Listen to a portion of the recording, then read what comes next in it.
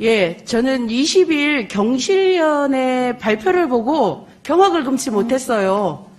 대한민국의 최고가는 시민단체가 어떤 근거로 어떤 자료를 가지고 그런 발표를 했는지, 성남시의 이익이 10%고 나머지 8,500억을 김만배 일가가 가져갔다. 김만배 일가 보호할 마음 추호도 없습니다. 그렇지만 아주 공신력 있는 시민단체가 뭔가 기자회견을 하고 발표할 때는 사실에 근거한, 그리고 팩트체크를 열심히 하고서 해야 된다고 저는 생각합니다.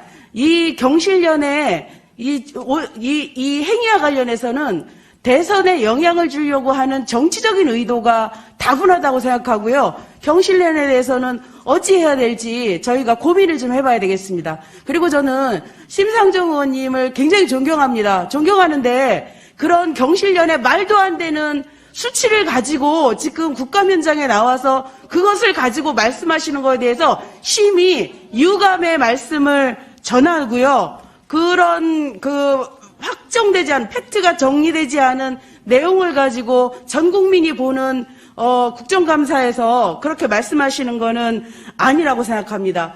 그 근거는 뭐냐면 사람들이 잘 이해를 못하는 거예요. 지금 이 자료를 보시면요. 2017년도 대장동 사업이 완료되고 제가 벽을 하나 쳐놨지 않습니까? 요거는 아파트 분양과 관련한 거예요. 우리는 성남시는 이미 확정 배당금을 정리를 했기 때문에 택지 분양 단계에서 사업은 종료됐다라고 보는 게 맞는 겁니다. 아파트 분양과 관련해서는 이것은 죄송하지만 민간의 몫인 거예요. 아까 지사님께서 말씀하셨죠. LH가 택지 분양해서 민간에게 넘겼는데 민간이 그것을 분양해서 이익을 남기면 그럼 LH가 그 이익을 가져갈 수 있느냐? 없습니다. 우리 도시개발법에는 그런 조항 자체가 없습니다. 그렇기 때문에 경실련이 발표한 자료는 허구에 근거한 거고요. 도시개발법을 이해하지 못하는 상황에서 말한 거기 때문에 경실련은 이 문제와 관련해서 정확한 보도를 저는 해야 된다라고 생각을 하는 거고요.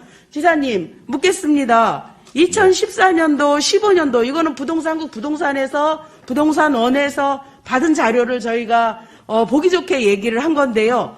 이게 보면 2016년도 6월을 기점으로 해서 올해 6월을 기점으로 해서 지수를 100으로 따진다라고 하면 2014년도, 15년도는 반토막이 난 상태입니다. 주택가격이. 그러면 그렇습니다. 이 시기에 성남도시개발공사가 출범을 하고 민간사업자를 공모를 하게 됩니다. 그리고 그 당시에 수도권 미분양률은 수도권에만 35,000호가 됩니다. 이런 부동산 경기가 굉장히 안 좋은 상황에서 사업을 하게 되는 성남시의 입장은 어찌되었든, 저는 지사님께 그 얘기 좀 물어보고 싶어서요.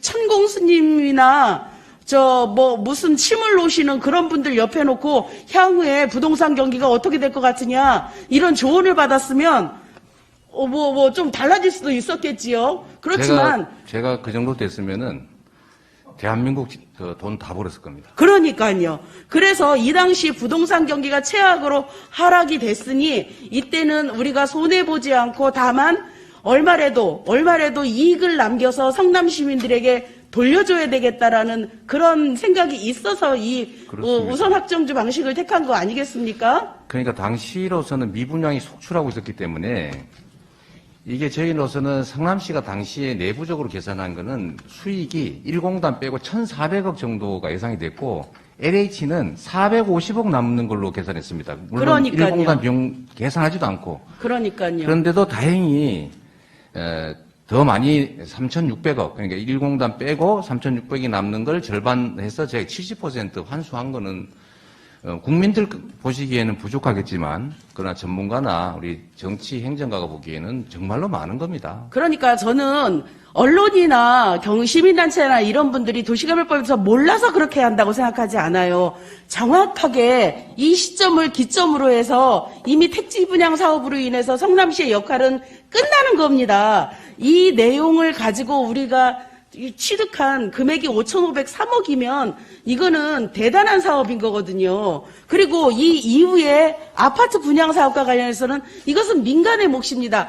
그렇다고 민간이 다 이익을 가져가라 이렇게 하는 거는 그 권고할 수는 없지만 당시 분양가 상한제도 폐지되고 그때 당시에 주택 가격이 상승하면서 이익이 많아진 거라는 거예요. 그래서 이 두 문제를 정리할 수밖에 없는 상황이라는 것을 국민들께서 이해하셨으면 저는 좋겠다라는 거고요. 다음에는 그러면 정말로 우리 성남시가 이익을 10%만 가져왔냐? 그거는 아니라는 겁니다. 최초에 민간 사업자는 모든 리스크를 가져갔어요. 가령 용지 분양도 민간에서 하고, 그 다음에 민간 위험 부담들, 그 다음에 사업비 증가분에 대한 것도 모조리 다 민간에서 하기로 한 거잖아요. 네. 네. 그리고 우리는 그 최초에 그 4,333억에 플러스 추가로 1,120억을 추가로 받은 거 아닙니까? 제가 그렇죠? 그거하고 공산당 소리 들었습니다. 네, 그거 공산당 소리 들으셨죠. 마지막으로 사람들이 헷갈려 하는 게 그러면 5,503억이 다냐 그렇게 얘기를 하시는데 실제로 보면 대장동의 기반시설로 저희가 53%의 기반시설을 가져갑니다. 이것도 공공환수예요. 거기에 보면 뭐 학교용지를 50% 기부 체납받는다든가 1공단 조성사업이 있다. 그거는 이제 지구 내고 지구 바뀌고 실제로 뭐 도로나 학교나 뭐 이런 것들 기반시설로 해서 53억인데 이게 추정가가 5,293억입니다. 이것과 관련해서 도시기반 시설에 들어간 비용과 그 다음에 우리가 지구 밖에 결합 방식으로 인한 지구 밖의 이익에 대해서 좀 자세하게 설명 부탁드리겠습니다. 이제 국민의힘에서 자꾸 그 주장을 하니까 언론도 오해를 하고 심지어 경실련조차도 이런 사실과 다른 입장을 냈는데 사업 부지인 대장동 안에 공원, 도로, 각종 기반시설은 당연히 다 공공기속이 됩니다. 제가 그걸 이익이라고 한 게 아니고 그건 당연한 거고. 제일 핵심적인 것은 본시가지에 10km, 25리 떨어져 있는 본시가지의 중심 상업용지, 이 중심 상업용지를 매입해가지고 17,000평이나 공원을 만들고 있는 겁니다. 여기에 2,700억이 들었는데 지금 현재로 하면 한 5천억은 더 넘지 않을까 계산하면 그런 생각이 들고요. 근데 이거를 당연히 해야 되는 건데 왜 이익이라고 주장하냐라는 얘기는 저는 무지의 소치라기보다는 악의에 기초한 게 아닌가. 좀 그래서 좀 이거는 좀 명백하게 해주시면 좋겠고요. 아까 그 경실련 얘기는 저는 경실련에서 추천하신 분이 경기도에 와서 이 담당 업무를 하는 분이 계십니다. 왜냐하면 경실련이 부동산 문제에 관심이 많았기 때문에 제가 김헌동이라는 분도 여러 차례 만났고 전화도 여러 차례 상의도 하고 경기도의 부동산 정책을 잘하려고 정말로 협력하고 노력했는데 어떻게 LCT 문제 제기는 안 하고 이것만 문제가 있다라고 하는 것도 이해가 안 되고. 예, 정리 두 좀 번째는 해주십시오. 택지 분양 사업을 두고 왜 아파트 분양 사업의 이익을 얘기하는지 모르겠고 그 외에 나머지 필지들은 분양회사들이 많이 또 벌었겠죠. 그걸 왜 저한테 얘기하냐. 세 번째로는 이거 중립성에 좀 문제가 있다는 생각이 들고요. 아까 천공스님 말씀하셨는데 정말 제가 그런 생각이 듭니다. 예, 정말 정리 좀 그렇게 하고 해주십시오. 싶어요. 미래를 다 내다보고 다른 사람이 못 보는 거 와서 네. 지금은 부동산 경기가 나쁘지만 앞으로는 3년 후에 오를 거니까 이런 거 예측해서 예, 하면 정리해 좋겠는데 주십시오. 예, 그게 현실적으로 매우 어려웠다. 그 말씀 드립니다. 네. 자, 예, 수고하셨습니다. 다음은